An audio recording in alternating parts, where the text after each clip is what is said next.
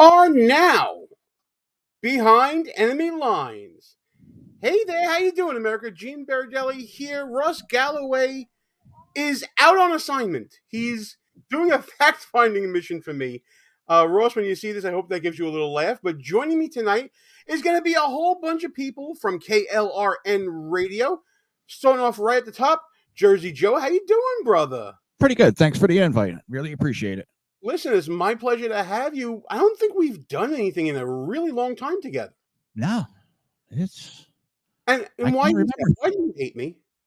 I don't know. It's just... Let me count the ways. Listen, it's good to have you. Why don't you introduce yourself to the audience, let everybody know who you are, whether they're listening on YouTube, Rumble, or on X. All right, this is Jersey Joe. I'm the host of the Reverb Common Sense. We are on shrmedia.com and KLRN Radio. We also broadcast through YouTube, Facebook, Twitter, Twitch. Oh my God, I'm brain farting now. Brain farting. Hang on. We got iHeartRadio, Speaker, Spotify, Apple. The list is just getting too big anymore. Oh my, dare I say you're like, you know what? You're everywhere. Yeah, I was going to say I was like herpes. I'm everywhere. You notice I see someone who is going to be coming in. I did prepare a sort of a special introduction for him. Let's see. Does he have his shit together yet here? I think he does. At least we're going to try to see that. So I want to thank you all for being here. And now, who am I introducing next? Let's see if he's there. I'm trying to put Rowdy Rick Robinson on the screen. I guess he doesn't have his stuff together yet. We'll save that for when he's ready. Just give me the thumbs up, Rick. I see you coming in right now. You ruined my introduction just like you suppress my views on KLRN Radio when you're in the driver's seat. But anyway, make sure it's the thumbs up that he's giving. Yeah, I see nothing right now. I have a blank screen on there, Rick. I don't know what's going on there, but we'll get you on soon enough. We're just in the middle of the 5-minute BS session that we do before every show. So Jersey, we're in the home stretch, man. How you feeling? I'm feeling that. I hate to say it. I'm nervous, but I feel good. Everybody's got to get out there and vote. Don't be confident about this election. Make it too big, too rig. Hold on 1 second. Yeah. My little PA getting me my coffee. Damn, I need a PA. So I use child labor, so. Oh, well, okay then. So you were saying how you were feeling about as we were coming down the home stretch here. As long as, because the only way Republicans lose is they beat themselves. They get complacent and don't go out and vote. If they go out and vote like they should, and like it looks like they're doing, this could be too big to rig. Oh, it could be. I don't know. Here's the thing. I got a whole segment talking about wonky stuff, but you know what? I see people piling in right now, so this is cool. We're going to have like a whole, like a party line like you used to have back in the day. Got to do this again. Thank you all for being here. And now, who am I introducing next? It's Miss Stacy. How you doing? Stacy Lennox joining us here. I got to get the banner off your face. Hang on. Let me get the banner off your face, because that's just rude of me. How you doing? Stacy, hon. Oh, wait. Why are you on mute? Unmute your mic. Oh, there you go. How you doing? I came in on mute. I don't know why. Probably because I turned off my camera. That could be why. How is there is no camera this late in the evening. That's fine. I totally understand. Well, if this ugly mug can get on a camera, I mean. Listen, the reason why I always minimize my screen, so I don't, give you the full effect all at once here. How you doing, darling? I just got off work. There is no camera. Oh, okay. Yeah, me too. I got home about 8:30, put together a show, and here we are. I got nothing. We were just talking about how we're coming down the home stretch here, and just wanted to do just a general vibe check of how everybody's doing. So, how you doing? How am I doing? Well, first of all, I'm getting a little irritated Well, I mean, that at my happens. Bluetooth. I don't know why. You sound just fine. You sound. Oh, you went on mute again. It must be your Bluetooth going on mute. So it's we're off to a raucous start. So listen, you're back on. I think. Go ahead. Hang on. Take your time. You're good. You know, like I said, we're doing the first 2 minutes of BS. We're fine. No, I know. This is just absolutely insane. It won't connect to my AirPods, and I'm not doing it so I sound better. I'm doing it so my family can sleep. What's Fair sleep? enough. You know what? There's a private chat. There's a private chat available. When you got it together, just let me know, and we'll bring you back in. Take your time. It's all good. We're here for a while. So as far as I'm feeling right now with this election, I'm cautiously optimistic, and not to be nerdy or nothing, but I did prepare no, I didn't prepare a PowerPoint presentation, but I did prepare some slides. Not really slides, but at least one page of a PDF to explain why I'm feeling this way. Let me see if I can pull up that window now. Trying out some new things here on the show, experimenting a little bit. So you guys should be looking at a chart I created. This is my custom battleground analysis. So what this is I stole a bunch of information from. Okay, Stacey, you're on, by the way, and you can jump in at any time. This is a chart I created looking at the year-to-date poll margins, comparing it to where we are now in 2024 with Trump in the 7 battleground states, comparing it to the results, checking out the swing between 2020's polling year-to-date and how far those polls were off that I'm calling Trump bias. Now, what I saw in this is why I'm optimistic about all this. The reason why I'm optimistic is because as you go through the sheet here, compared to 2020, Trump is up in the polling and up very big. I think the smallest I see is 1.9% in Arizona, because Arizona is one of the few states that actually had Trump winning, even though he ended up losing that state. But as we go through the analysis, and we can take this one state at a time here, might as well start with Pennsylvania. Well, Gene, I just want to ask a question. Go for it. Now, you and I have not seen each other in person since the last and best unsustainable bar tab. Yeah. I believe a veto turned 21. Yes. He's a lawyer now, by the way. That scares the shit out of me. Yeah, it should. It should. Is he a lawyer on our side? I mean, depends on what side are you talking about. He's on my side. I know that. But no, he's a lawyer on the good side of things. Absolutely. So that's the last time we saw each other. Okay, so that's the last time we saw each other in person. Mm-hmm. However, I was listening to somebody that quoted, I think, Harry Enton today. Mm-hmm. Now, I don't know what we think about Harry Enton, but he's convinced that the pollsters, not to look like complete buffoons, have overfigured the Trump bias. He's seeing more for Kamala. Now, here's the other thing I hate is the RCP average. Because the thing that the RCP average completely works out of the whole scene is momentum. Because it takes every poll and averages it, including the ones where she was sky high before she ever opened her mouth.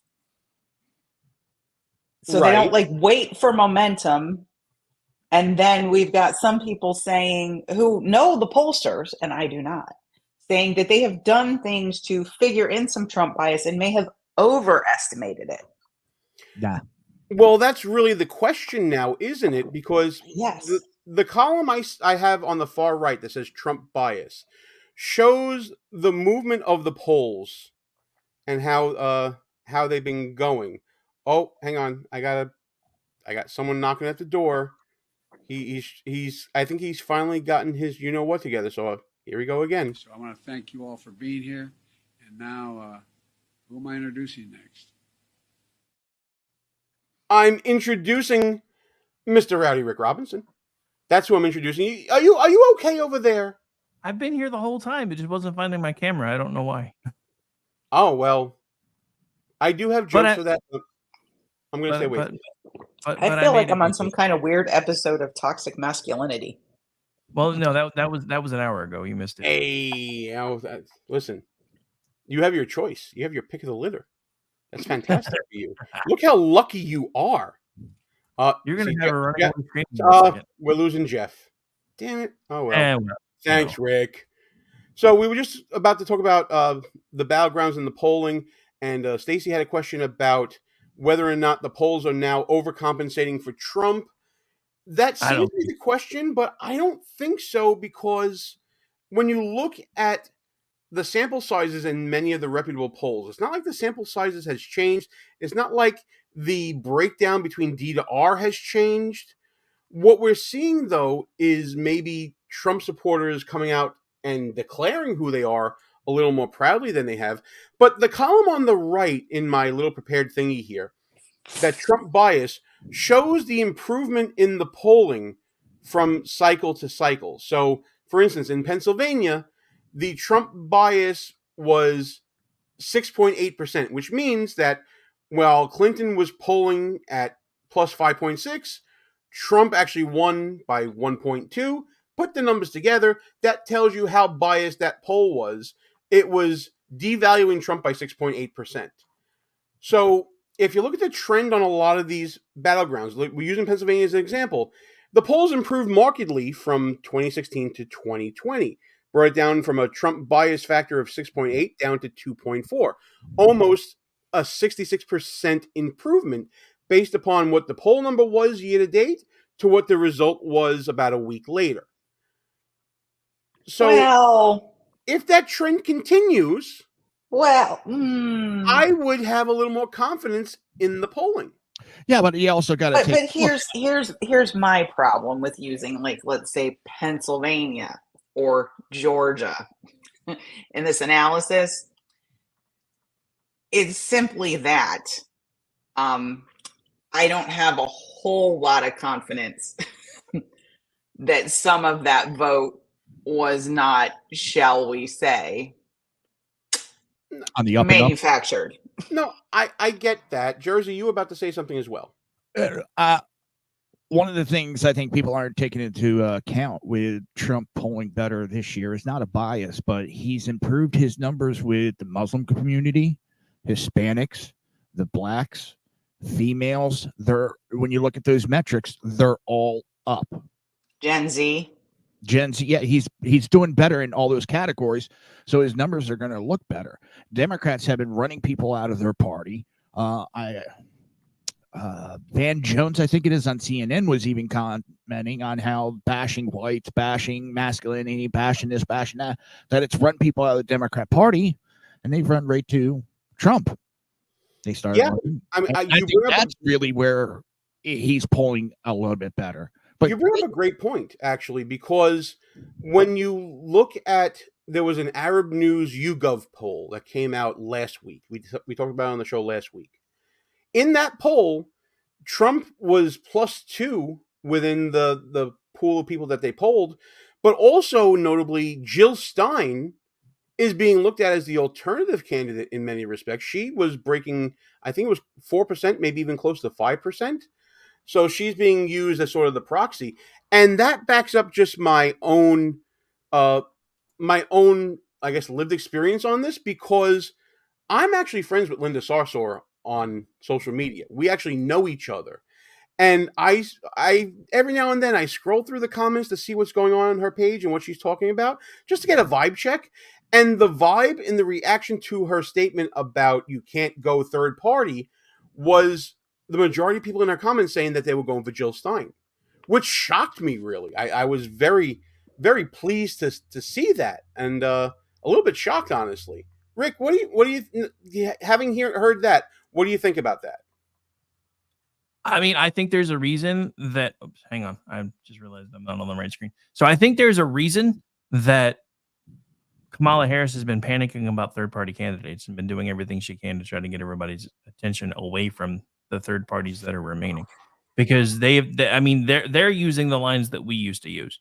Remember back in the day, it was when after what happened with Ron Paul, everybody was like, a vote for so and so is a vote for the other side. They're the ones saying it this time. You've seen it over and over and over again. She's on the campaign trail. If you vote for the third party, you're basically voting for Trump. Yeah, we're definitely seeing that. We're also seeing, Stacey, Harris making financial moves like pulling money out of North Carolina to go into, I think it's going into Virginia. Virginia all of a sudden is in play. Well, West the other thing I would like to know how it dovetails with your analysis. Yes, my is the early vote. analysis. Well, to analyze is to be a little anal, but that's fine. But I love Gene. Gene knows I love him. But anyway, yeah. What are we making of the early vote numbers? So here's the thing. Do we think that's real, or do we think, like, one reason I like it is because they have no idea what the margin of cheating needs to be, because they don't know whether we've cannibalized our in-person vote or whether this is real increase, right? Number one. And number two, it's very hard to do because they have no idea what their in-person vote is going to be on the day of, and they could easily overestimate their hand in the margin of cheating and like make everybody not believe them. Well, the thing about the early voting, and we talked about this a little bit last week, is the new buzzword is low propensity voter, right? Mm-hmm. The voters who are showing up for the first time, maybe they're freshly registered. Maybe Scott Pressler in Pennsylvania did his thing and got these people to turn out early. There's not a lot of data going on out there about the Amish. I think the Amish are going to make the difference in Pennsylvania. They very well might, because there's like several 100,000 of them. The last I checked last week, the Republicans in Pennsylvania were turning out a greater ratio of low propensity voters than the Democrats were. That's encouraging, but there's really not a lot of data out there. I think also Nevada has data out there talking about low propensity voters. In fact, as of last week when I checked, and we can check again in a little while once I find that blog again from the Nevada Independent, the talk of Nevada was, based upon the early voting numbers, that if the trend remained Donald Trump's friend, which it has been, that Kamala Harris would have to win double digits of independents just to have a shot at winning Nevada. I don't know if that's still the same, and we can certainly look that up while you guys talk. Jersey, you look like you got something to say. Don't be shy, man. No, just that it's every state. Now, I talked about this on Rick's show earlier. I think it's every state that's released data on early voting. Republicans are out voting Democrats, which that doesn't happen. That does not happen ever. And I think that's very good sign. I had made a prediction a while ago when Trump was kind of still stepping on his dick all the time, which he has a tendency to do. And you had Kamala. I said, I think this is going to end up being a very low turnout election, and it's going to be a base election. And then all of a sudden, Donald Trump kind of took off there. I mean, you can feel the momentum in his crowds. You can feel that something in his internal polling is telling him something, because he's having fun. The man got in a garbage truck today. Okay. I was cry laughing. All right. He got in a garbage truck and took questions in a garbage truck and said he was gifting it to Kamala and Joe. Like, the dude, he was in McDonald's drive-thru. Okay. There's a magic and a momentum to this that's making me feel pretty optimistic. Right. And then you see her doubling down on rhetoric that only appeals to her base. So I'm beginning to wonder. And that means that she's trying to get her own people to turn out.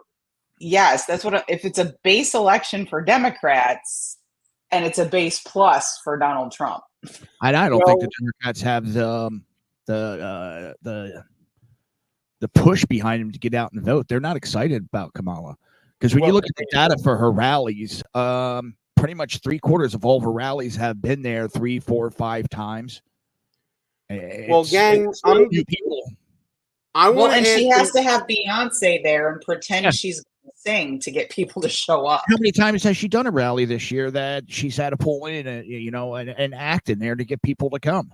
Oh, absolutely. Hey, guys, I got some hot new data for you. I'm going to put it on the screen right now. Let's read it all together. This is from the Nevada Independent. We checked in on this last week on the show. It's from their voter blog by John Ralston. It's got some pretty big news for Republicans. Check this out right now. So I'm not going to read the whole thing, but they are at 790,000 ballots recorded, or 39% of registered voters. So he's surmising that's about 60% of the vote in, give or take a few. The GOP, Donald Trump, has a 40,500 ballot lead, or 5.2%. And amazingly, urban voters are awash coming out of Clark County, which is Las Vegas. Dems are up 6,300 in Clark, but Republicans are up 6,300 in Washoe. Now, Washoe County is the one to watch there.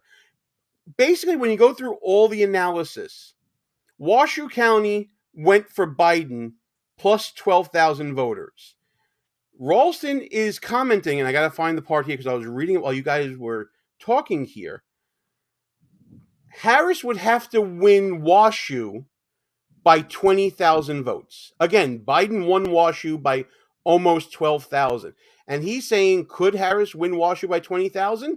Very, very unlikely, because Republicans have a ballot lead now.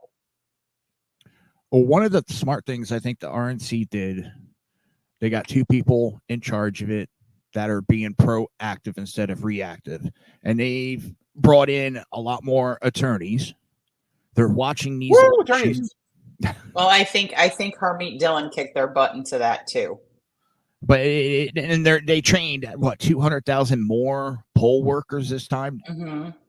Yeah, that's going to help tremendously. We've already seen where it's paying off in Michigan, where there was 150,000 duplicate votes that have now gotten removed. Oh, that was a test. They called that a test, didn't they? No, there was 150 duplicate. They said it was a glitch in their system, and it's been removed. They were actually counted. Oh, right. The test was on Pennsylvania TV, wasn't it?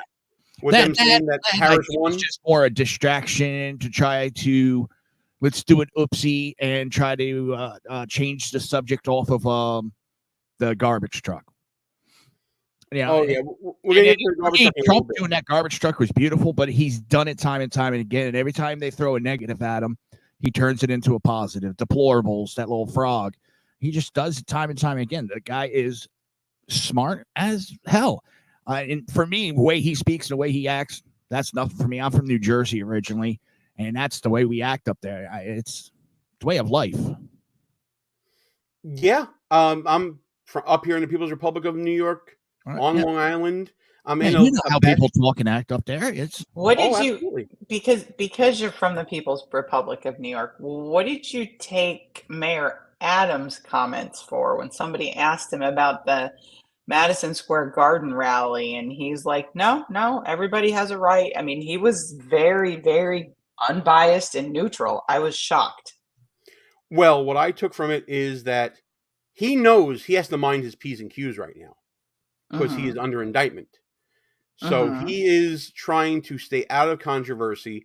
He doesn't want to become a target, but in doing so, he may have become a target because it seems like all of these actions that are coming at him, and they've been coming at him for a while, but they especially concentrated it during the migrant crisis because Adams was being so vocal about the migrant crisis. So, yeah, I think that he knows that he may have an ally in Trump, may not want to alienate him, but I think he also knows that he's just got to stay out of the fray.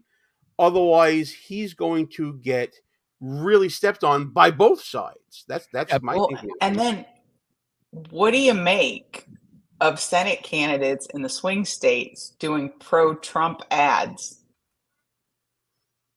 Can I jump in real Well, quick on the Stoll Adams? I'm sorry to interrupt, because the Go next for day it. he came out and he did go after Trump the next day over that Well, whole. he He did. did. But He yeah, did. he didn't go full bore on the Nazism, but he did jump in and try to correct some of the direction of his comments. Yes, That the rhetoric over the statements by Tony Hinchcliffe and the bad joke that bombed about Puerto Rico. Of course. Well, I mean, think about the population of New York City. He is up for election next year.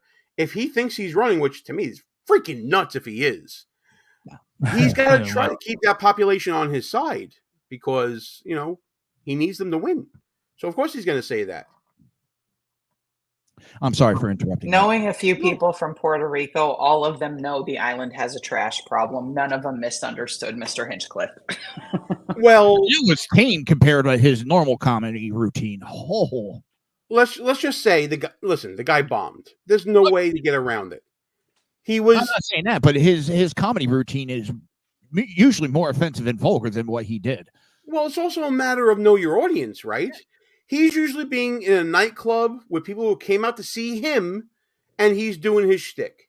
This was a early afternoon, late morning opener after the national anthem with a bunch of people who may not know him looking to, you know, hear Trump and get some red meat in the crowd.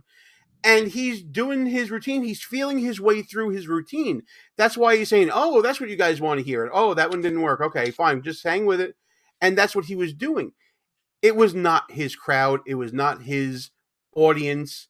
It wasn't his bag, baby. And it showed. That's how he screwed up.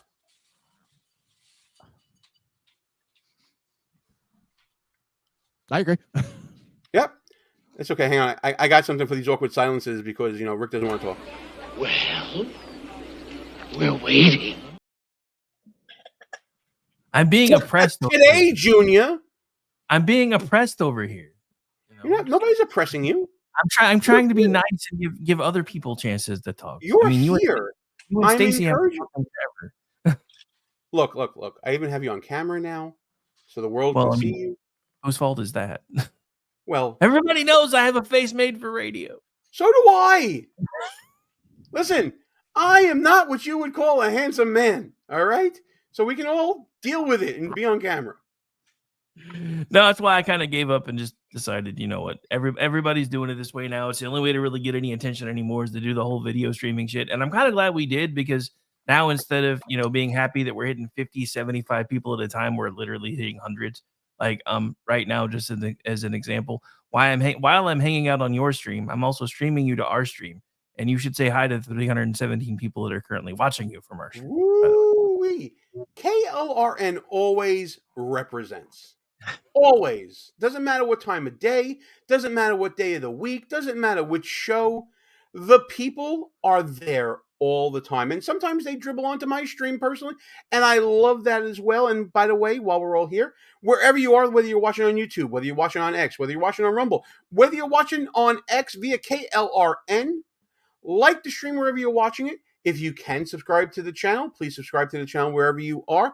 Like and share with your friends, all that good stuff, because all that algorithm stuff helps us get the show out to many, many more people. Now, we've been talking about for a second here the Trump rally at MSG. I would be remiss if I didn't bring up the MSDNC narrative about the Trump rally at MSG. And what I did is I got out a lot of the superfluous garbage in between the opening statement and the closing statement. We're going to take a moment just to listen to this, just to get a sense of how vile the left was about this. Take a look at this. Jamboree happening right now. You see it there on your screen. In that place is particularly chilling. What the fuck's a jamboree? Why are we calling it a jamboree? It's New York City. What the hell? If you want to go to a jamboree, shouldn't we go to like freaking Iowa or something? Is that what we're talking about? That's why they're using the hick word for it, because they're trying to speak to what they think the MAGA voters are. Well, I mean, how many MAGA voters are watching MSDNC? But let's let them make their case, because I think they're preaching to the converted here. I don't think that this did anything but get everybody pissed off. I'm Because surprised in 1939, Say again? I'm surprised they didn't compare it to the clan bake. Well, I mean, they are. Well, more than 20,000 supporters of a different fascist leader, Adolf Hitler, packed the garden for a so-called pro-America rally. A rally where speakers voiced anti-Semitic rhetoric from a stage draped with Nazi banners. When a Jewish protester rushed the stage, the Associated Press reported, quote, instantly, a dozen or more stormtroopers set upon him, knocking him down and beating him as he held his head in his arms. Most of his clothing was torn from his body. Later, he was booked for disorderly conduct.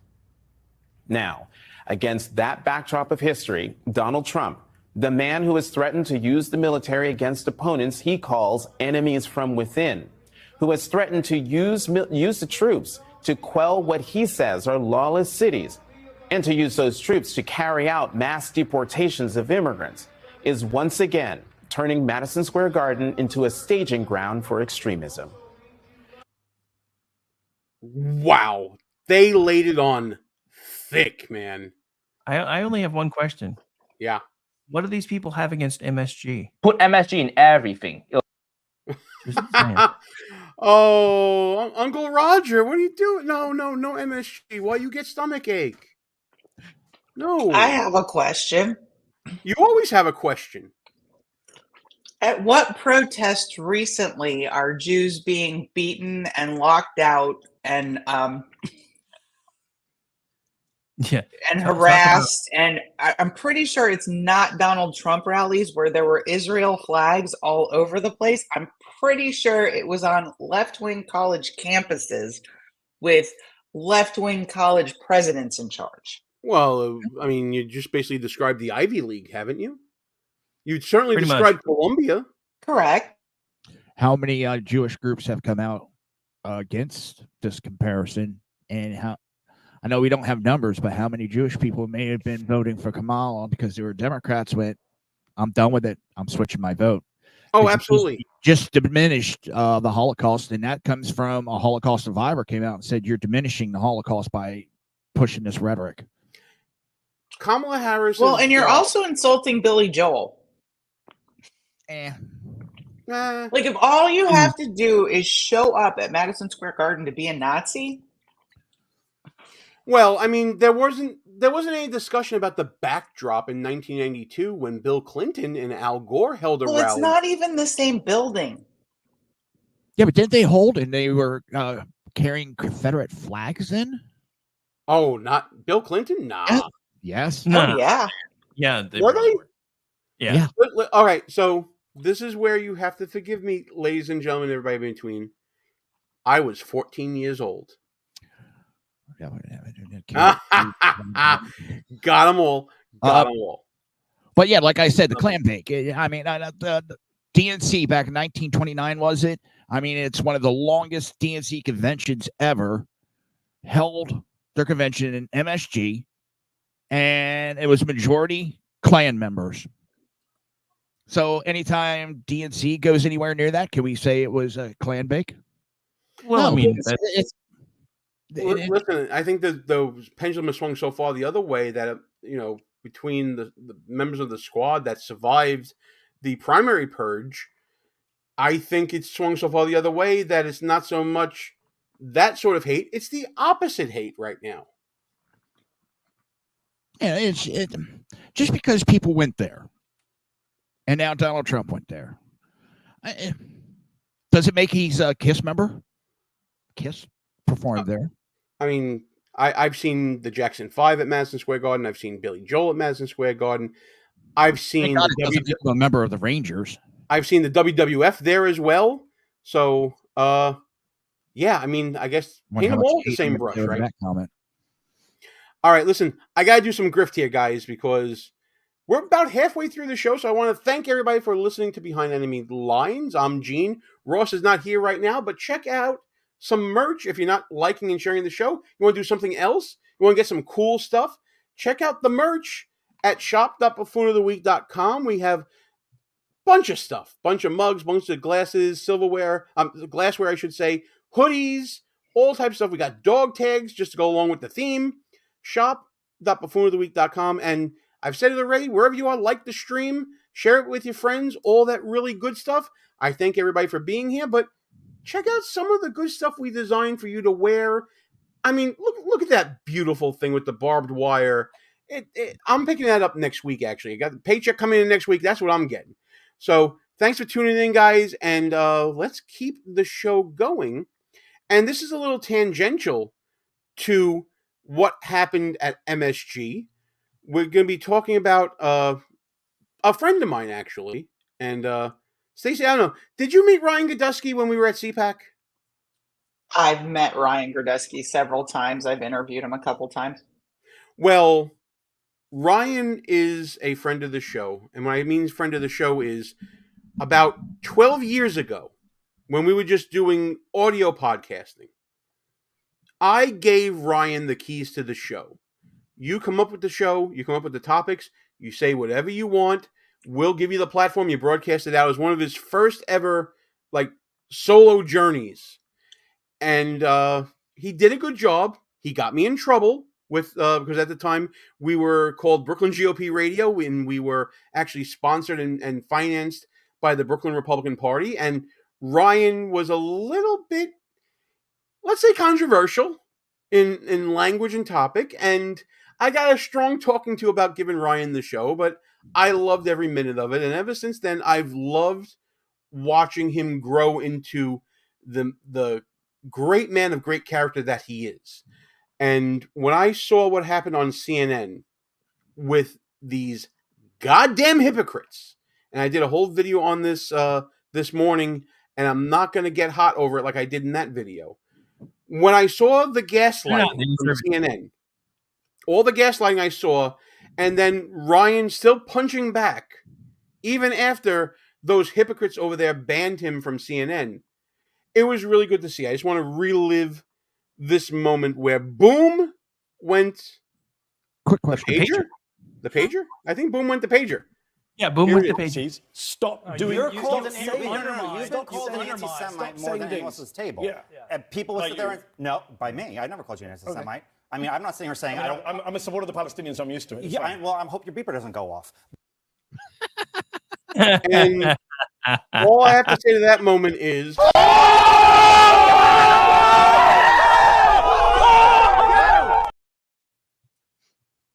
That's what I got to say to that. Now, I broke this down in detail in my morning show.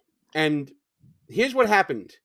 Prior to this part of the segment, the host, Abby Phillip, was gaslighting Ryan, saying that nobody was talking about comparing all the people at the rally to the bad people from WW2. Nobody was doing that. You don't know what you're talking about. We just saw the clip from MSDNC. There was this clip from Hillary Clinton on CNN itself prior to the MSG rally where she said and, one other thing that you'll see next week, Caitlin, is Trump actually reenacting the Madison Square Garden rally in 1939. I write about this in my book. President Franklin. Coming from a woman who called for Trump supporters to be put in education camps. Yeah, but she basically just said reenacting that bad rally, which means that the people attending that rally are also very bad. Yeah. But what Ryan tried to do in this clip is he tried to relate to Mehdi Hasan because he was about to talk about if you don't want to be called those bad people, then stop acting like those bad people or stop supporting those bad people. And what Ryan tried to do was say, listen, you're dealing with people calling you anti-Semitic all the time, and you don't like that. And then Mehdi Hasan accused Ryan of calling him a terrorist, and that's why Ryan did his little quip there. But let me just say, Ryan was trying to relate to Mehdi Hasan. Mehdi Hasan smacked him away with a quip of his own, and Ryan, being the sarcastic bastard that he is, that I love to death, he out-quipped Mehdi Hasan, and everybody lost their shit. What you saw this, Stacey? What did you think of it? I think that Ryan Girdusky and Scott Jennings routinely make the folks on CNN lose their shit. Yeah, they do. Because they're talking about getting rid of Jennings. Really? Well, people on Twitter are. I don't know how if the higher ups are, but everybody on X. CNN would be stupid to do that. It's the only thing that makes them look remotely unbiased. That's right. So, what came from this, besides all the fallout from the statements by Ryan, who, by the way, I think was totally in the right to counterpunch here. It turns out that all the sleuths on X, all the super detectives on there, they found some statements from Mehdi Hasan's past that, well, I'm going to show it to you and just show you how extreme Mehdi Hasan has been in his past with lowest of the low rhetoric that Abby Phillip called it. Here's some lowest of the low. In Islam, the ends do not justify the means. This idea is totally alien to Islam. In Islam, what is halal is halal, what is haram is haram. We do not bend our law, our morality, for our short-term aims. We know that keeping the moral high ground is key. Once we lose the moral high ground, we are no different from the rest of the non-Muslims, from the rest of those human beings who live their lives as animals, bending any rule to fulfill any desire. Once we do that, we are lost. There's the guy that everybody bent over backwards to apologize to, spewing shit like that. And believe me, there's a lot worse out there.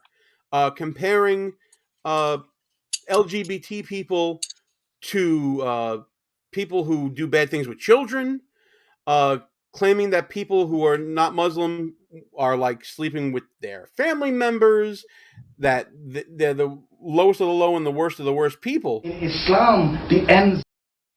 About that, I was going to go to something else, but Rick, because you're back now and we all love you so much, I want to give you an opportunity to give us your thoughts on what's going on with this whole Ryan Girdusky Mehdi Hasan thing. Is it all much ado about nothing to you? Well, I think it's about time that somebody gave Mehdi Hasan a taste of his own medicine, if I'm being quite honest. And I can't think of anybody better than Ryan to do it. Yeah. Ryan. Speaking of which, since you're friends with him, tell him to fucking follow me back. Will do. I'll text him right now. Hang on. While Jersey, what do you think about this whole kerfuffle here? The left ran with it, canceling Ryan, humiliating him, screaming that he shouldn't be allowed in everyday discourse, and want to tar and feather him, or whatever the equivalent is this day in our digital age. What do you think about all this? Typical leftist behavior. They attack anytime someone says anything mean. They make a big fuss about it. But what does the left do? They do the exact same thing nonstop and then act like they don't do nothing wrong. They're like a little spoiled brat, a little kid that runs around hitting kids. And then when they get hit back, they run to mommy. He hit me. Yeah. People are waking up to it too, because for years there was no internet. You didn't have access to information like we do now.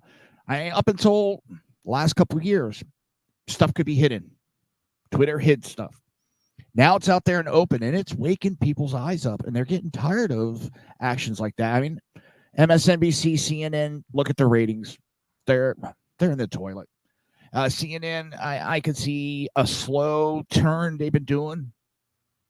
They're going to have to, make a different turn, because like Washington Post and the others, they're starting to see that this leftist narrative is actually costing them more money than they're willing to spend.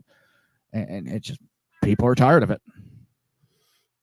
I certainly agree with that. But knowing Ryan, he did go a little too far.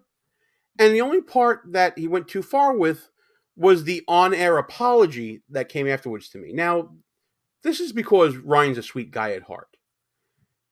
The normal, reasonable person, when they're embroiled in such a controversy in the moment, the default is to be the nice guy and to apologize.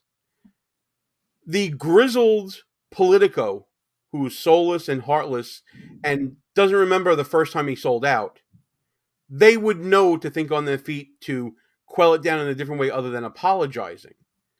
So that's the only criticism I could have for Ryan in this. I think he did freaking awesome. I would never apologize for something like that. I said what I said and did what I did, and they never apologize for their rhetoric. You don't see Biden. He's trying to make excuses over the garbage. Oh, the apostrophe was in the wrong place. This, that. That's not what I meant. That's not what I said. They say it and they don't apologize. And they'll give a backhanded apology like, yeah, maybe I shouldn't have said it. But look what Trump says. It's always a backhanded. All right. Well, let's look at it this way for a minute. Now, I don't know Ryan as well as Gene does, but he's always struck me as a very smart young man, very intelligent. Would you keep the platform where you actually have the ability to change people's minds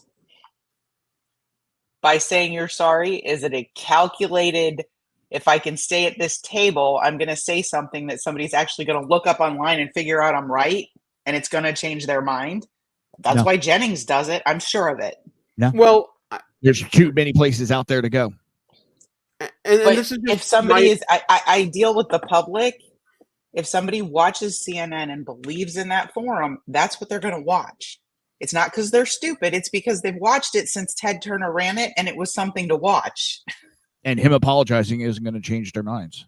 But what I'm saying is when he says something on a different panel, somebody says, that can't be true. And they look it up and find that it is.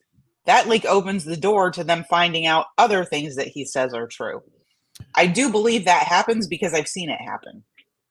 I haven't, and I'm not saying anything against you. It's just I've never seen it, and it's. I personally think. Go ahead. I'm the type of person, I say what I say, and if I had to apologize, it'd be so sarcastic everybody would know I didn't mean what I was saying. Yeah, and I think that comes with experience as well. I think that the knee-jerk reaction, it seemed like, a knee-jerk reaction, in my opinion, to apologize, because then he recovered on social media and started really thundering about when it came to his feelings about being banned from the show.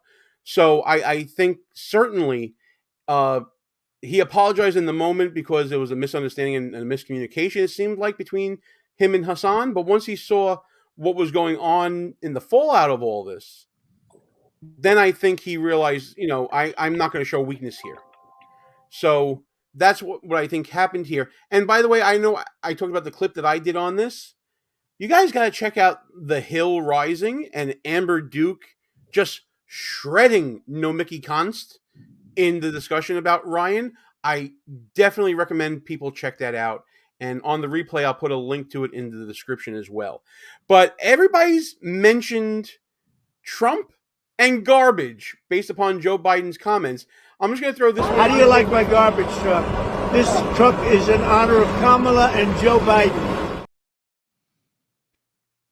Typical. Gotta love it. Best. I was cry laughing. Well, let's get everybody up to speed on what we're talking about here. Last night, while this whole controversy involving Ryan Girdusky was going on, and the left was gaslighting everyone and saying, we don't talk badly about Republican voters, Joe Biden entered the chat. Character. He doesn't give a damn about the Latino community. He's failed businessman. He only cares about the billionaire friends he has and accumulating wealth for those at the top. He says immigrants are poisoning the blood of our country. Give me a break. He wants to do away with the birthright citizenship. Who the hell has said that in the last 100 years? And just the other day, a speaker at his rally called Puerto Rico a floating island of garbage. Well, let me tell you something. I don't know the Puerto Rican that I know, or Puerto Rico where I'm in my home state of Delaware. They're good, decent, honorable people. The only garbage I see floating out there is his supporters. His demonization of Latinos is unconscionable, and it's un-American. I don't know the Puerto Ricans I know, but I do know that Trump people are garbage. Hey, Rick, that's a shirt. I know. I've actually been talking to Jeff. I was like, we need to get a shirt put together. Yeah, I'm going to be getting one up too as well Maybe we'll do some competing shirts right now. But they're garbage. So after all the water carrying by Abby Phillip and CNN and all the pearl clutching over Ryan Girdusky, Joe Biden comes out and says this buffoonery, and Trump goes into a garbage truck. It's a great troll, but he also took questions from that garbage truck that I'm gonna upload it right now as soon as I can find it here, because I did a lot of show prep for you people. While you're getting that squared away, did you see Vivek Ramaswamy actually doing the job of a trash man today? No, I didn't. Yes. Shoot me that clip in the private chat. That's fantastic. I'll have to see if I can find it. But yeah, he actually was doing the job of a trash man today, like on the back of the truck and everything. Oh man, well Trump went on stage with that the safety jacket on. Yeah, I would love to see that. Here's Trump answering some questions from the garbage truck as well. Joe Biden to make that statement, it's really a disgrace. President Trump, you said the other day that the military could be used, that the military or the National Guard could be used on election day if necessary. Can you explain what you meant by that in detail? I don't think they'll have to be used. I think we're going to have a big victory. And I think 250 million people in this country are going to be very happy because we're going to bring the country back. We're a nation in decline. Very, very serious decline, and we're going to bring our country back. Did you know that Elon Musk was in close contact with President Bush? Did you know about this? Did you know about Elon Musk calls and close communication? No, I don't know. Elon is a great guy. He's one of our geniuses, and we have to protect our geniuses. We have to take care of our geniuses. There aren't too many of them. Yes, please. Puerto Rico an apology for what the comedian said? No, I love Puerto Rico, and Puerto Rico loves me. I don't know anything about a comedian. I love Puerto Rico. Nobody's done more for Puerto Rico than me. I took care of them when they had the big hurricanes, and nobody gets along better with Puerto Rico and the Puerto Rican people than me.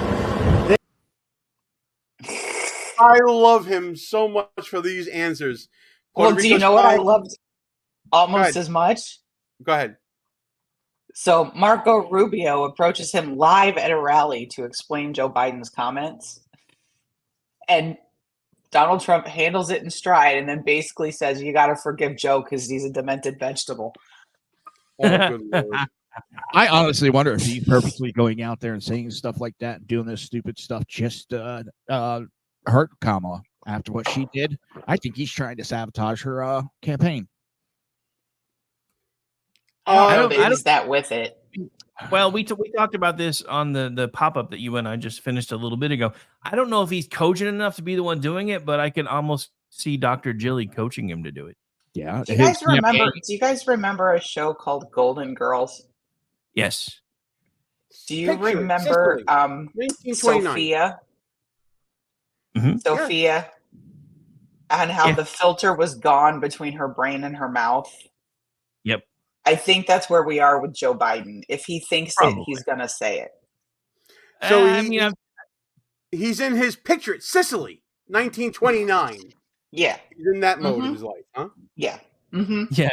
Except in this case, it was Picture It, Madison Square Garden, 1929. Oh, wait. Oh, God. All right. So thanks for sending me the clip of Vivek. Let me see if let's get that up right now. Give me a second here while I work all the bells and whistles. And we're going to make this big for you guys to see. We're not the garbage. We're taking out the garbage. Here's Vivek working as a garbage man. Let me see if I can get the sound going a little bit here. Okay. Right up to here. Up, around. Pretty much right there. Always lift the lid open. Is it on? Yeah. All right, sweet. Lift open. And then what are we doing? Pull them both out.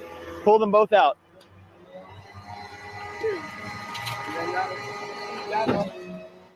I freaking love this. This is such a great visual. Vivek is not above anybody or anything. Menial. It kind of works.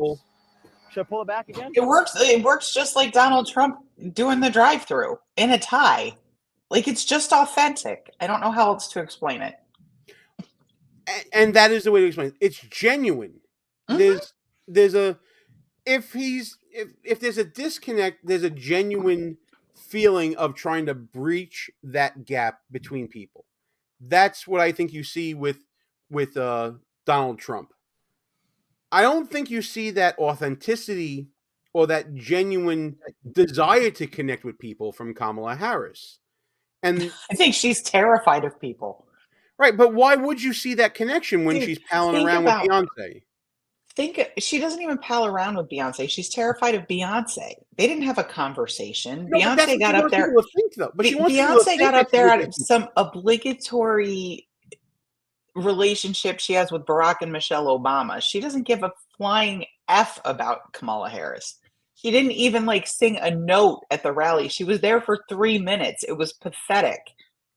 Yep. You have to look at it this way. Kamala Harris is so scared of the public and so not confident in her own abilities that she gave up priceless earned media. Like the billion she raised, that probably wouldn't pay for the earned media you get out of going on Rogan's podcast.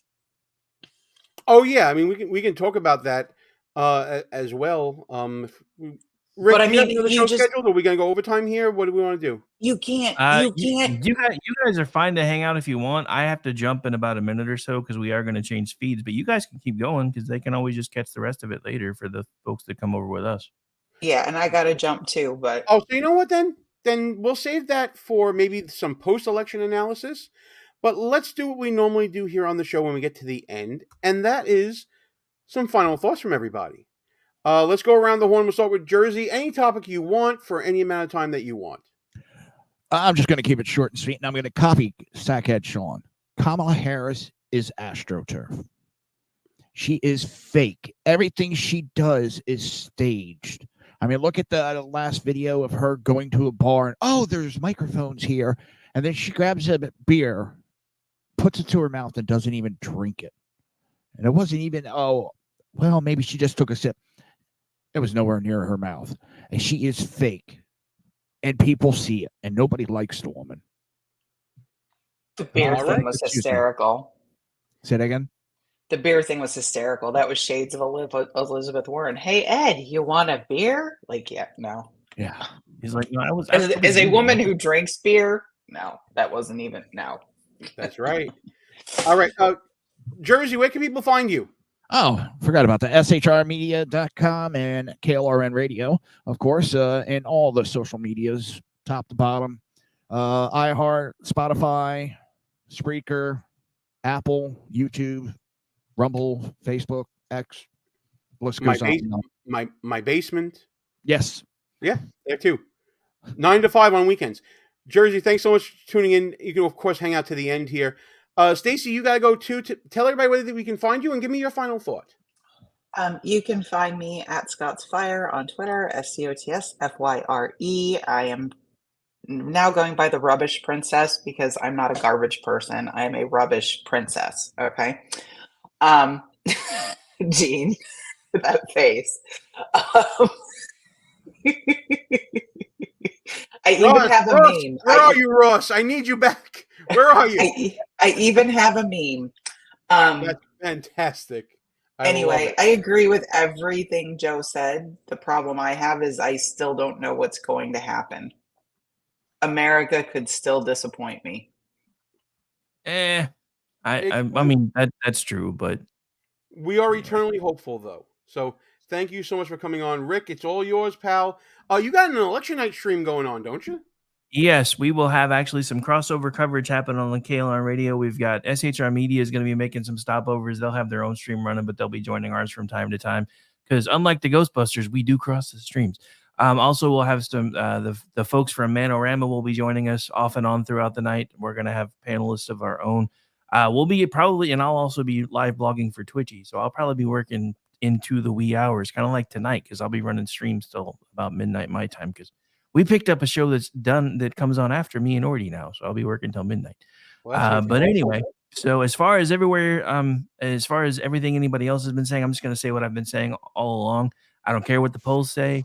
I know that we have really good vibes about what's happening right now because we're watching them fall apart while we're dancing in the streets. But treat it as if we're 10 points down. If you can vote early, bank it. If you can, take 9/10 friends with you to go vote, so that when they get their vote banked, they can go find 9 or 10 friends to go with them. All gas, no brakes, keep going, because I've been saying this for weeks now. We have to win in a way that these people understand that we're done with their shit. We have to blow them out of the water, or this is never going to end. Because even if we resoundingly win the Electoral College, if we don't win the popular vote, they're just going to be back in 2 years going, we need to get rid of that. We need to get rid of that. We need to win everything. And the one thing that gives me just a glimmer of hope, and then I'll tell everybody where they can find me because I'm everywhere, is I have a friend who did early voting today in Oklahoma. Oklahoma, where all 77 counties have gone red, not once but twice for Donald Trump. He's early voting and waiting in line in Oklahoma to vote. So I think people are getting the message. I hope people are getting the message, but you have to assume that they are not, because as we've already seen, shenanigans are happening in Philadelphia. Shenanigans are happening with the Dominion machines again.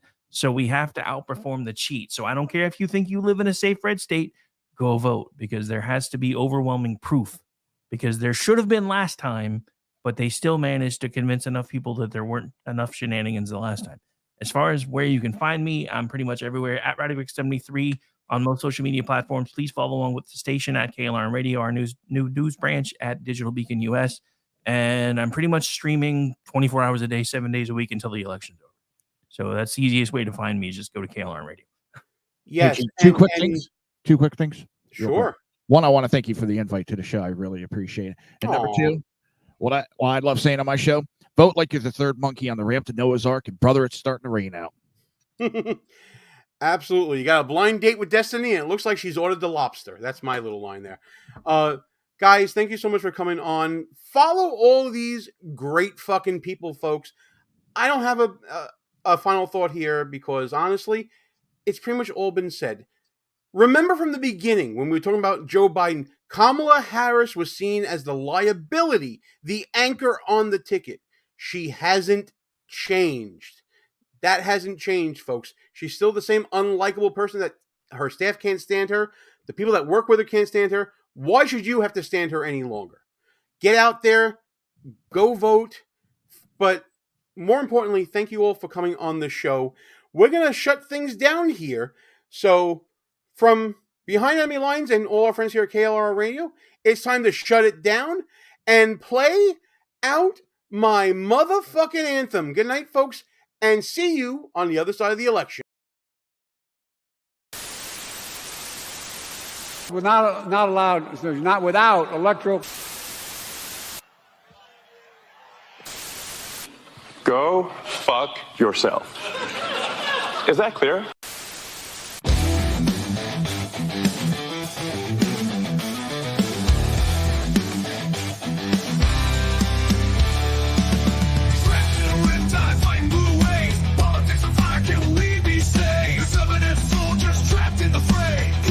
Teeth, don't let them have sway.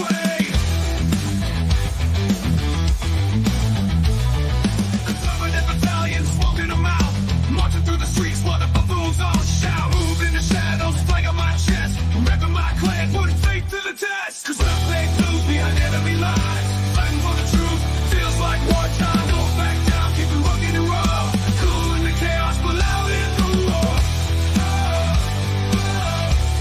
But loud in the war.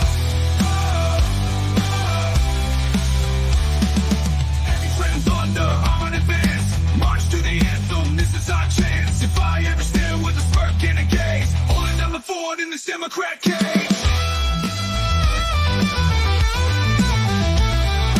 Whispers in the dark, strategies unfold, allies on speed, but bonds remain bold. Commitment to the cause in the heart of the storms, in the name of freedom we're breaking the norm. Cause let's stay blue behind enemy lines, fighting for the truth, feels like wartime. Don't back down, keep it rugged and raw. Cool in the chaos, but loud in this war.